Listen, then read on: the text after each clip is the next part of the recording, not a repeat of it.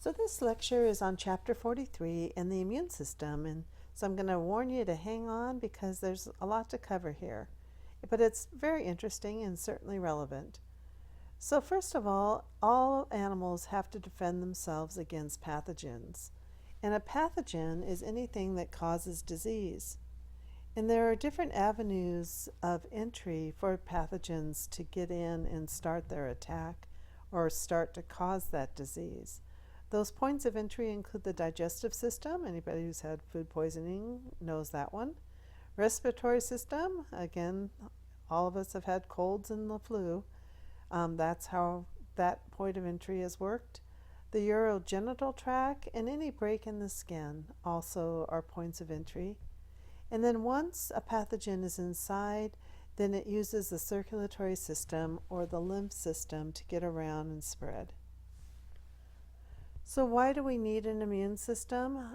So to protect ourselves against pathogens, again, agents that cause disease, we need to have some sort of way to fight back.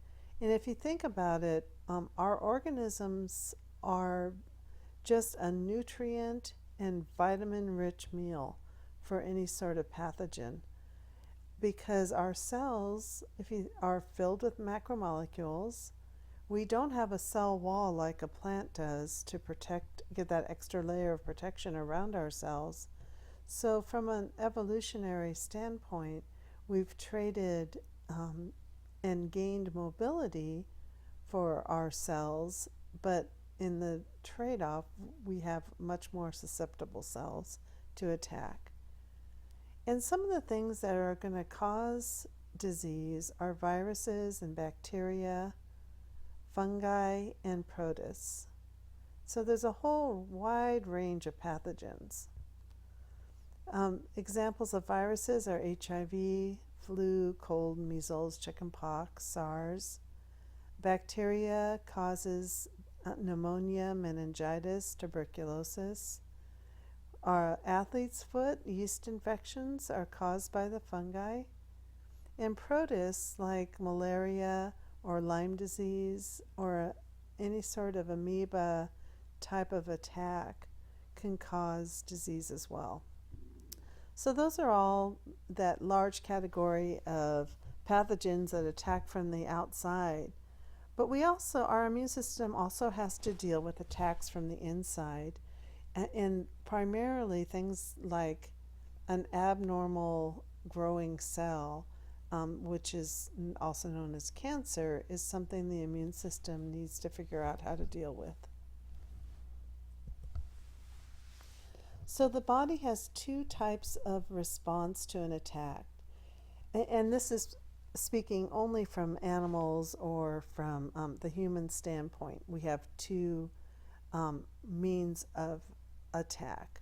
Our immune system recognizes foreign bodies and responds with the production of immune cells and certain proteins that work together with our immune system. So all animals have innate immunity, which is a defense that goes into motion immediately upon infection. Innate immunity is present before any exposure to pathogens and actually is effective from the time of birth. You think of innate immunity, you think of a broad range of pathogens and not a specific attack to a specific pathogen, but just a broad response, kind of a general response to any sort of invasion. But vertebrates also have adaptive immunity, or what we call acquired immunity, and that develops over time and only develops after exposure to a pathogen. So again, a pathogen like a microbe, a toxin, microbes being bacteria or viruses, toxins or other foreign substances are going to help the body or the immune system acquire immunity to any future attacks by that same pathogen. So this is a very specific response to a specific pathogen, and that's called adaptive immunity. So we break down our lines of defense, our immune system in the human body, as basically three lines of defense. The first line is we think of as a barrier line of defense. This is part of that broad external defense that we're born with. Our skin, our mucous membranes are all part of that first line of defense. The second line of defense is also part of that innate immunity. It's a nonspecific patrol that's made up of our phagocytic white blood cells, or what we call our leukocytes. These are like the patrolling soldiers of our body that are just going to have a general response to any sort of pathogen invasion. And then our acquired immunity is what makes up our third line of defense. And that's our elite trained units that are very specifically going to target, like this bullseye here, very specific targets. So these are made up of the lymphocytes and antibodies, or what we will classify and define later as our B cells and T cells.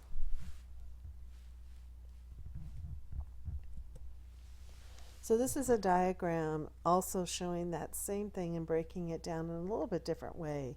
So you can see here the innate immunity is in the gold box, and the blue box is showing adaptive or acquired immunity.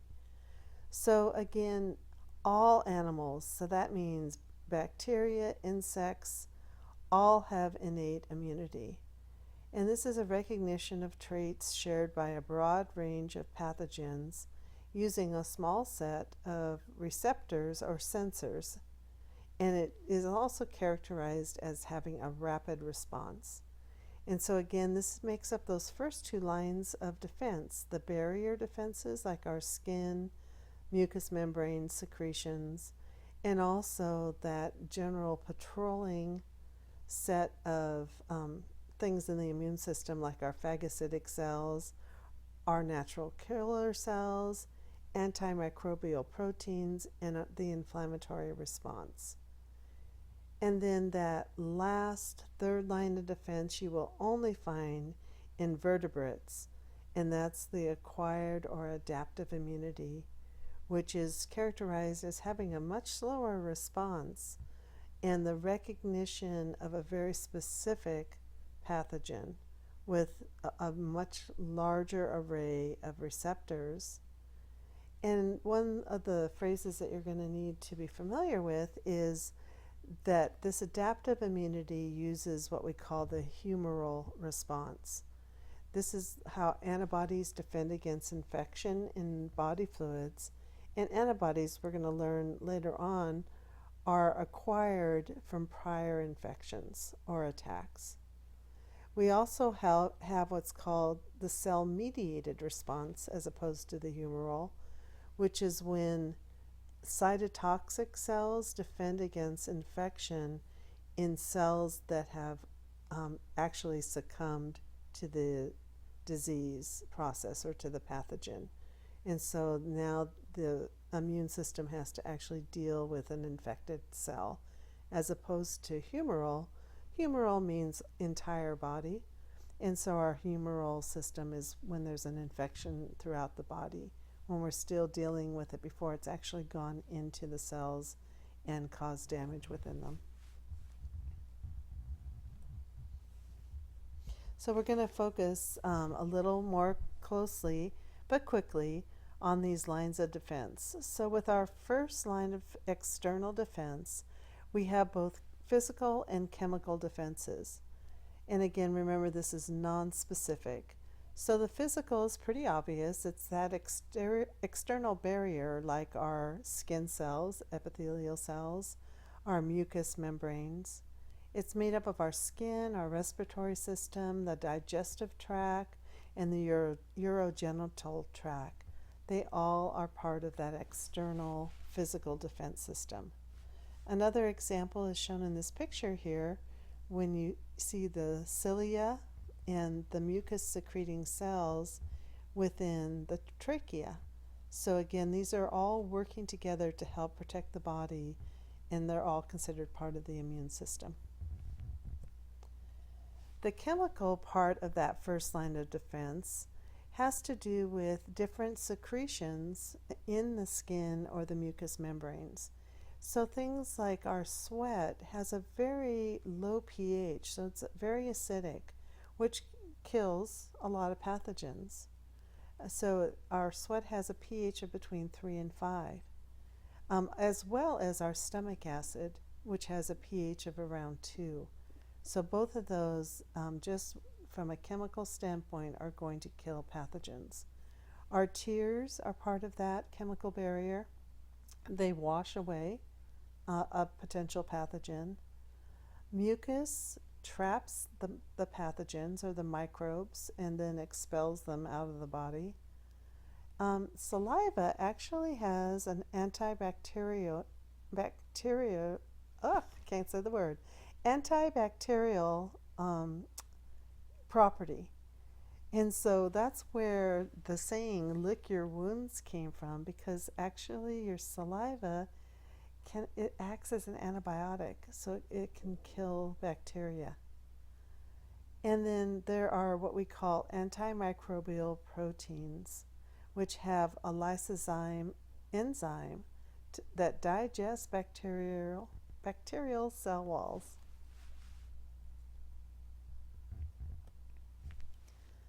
So now the second line of defense, which again is a very nonspecific general patrol type of defense, that is made up of our leukocytes. So leukocytes are phagocytic white blood cells.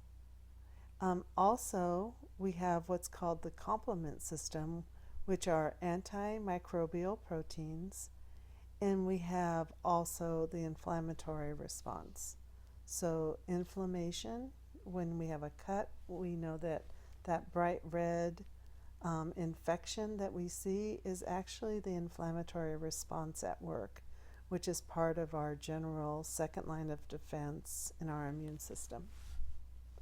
And again, these are rapid response immune responses. These are some of the different types of leukocytes that are made by the human body. We have mast cells, monocytes, macrophages, and the natural killer cells.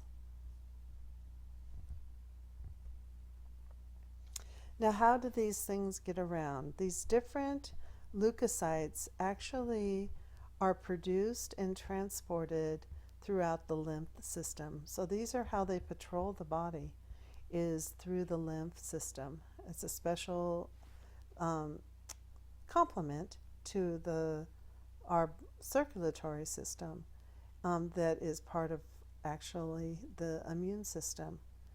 So you can see in the diagram here of this body, there are all sorts of portions to the lymph system.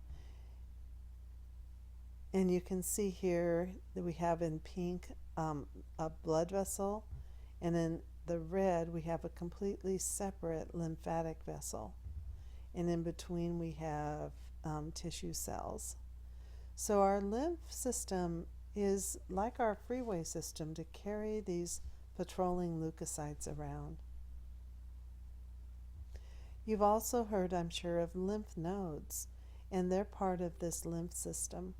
And they serve the purpose of having a high concentration of these lymphocytes that are able to, and as pathogens circulate through the body using the lymph system, they actually get caught in these lymph nodes, and that's where there will be like a full-scale attack occurring.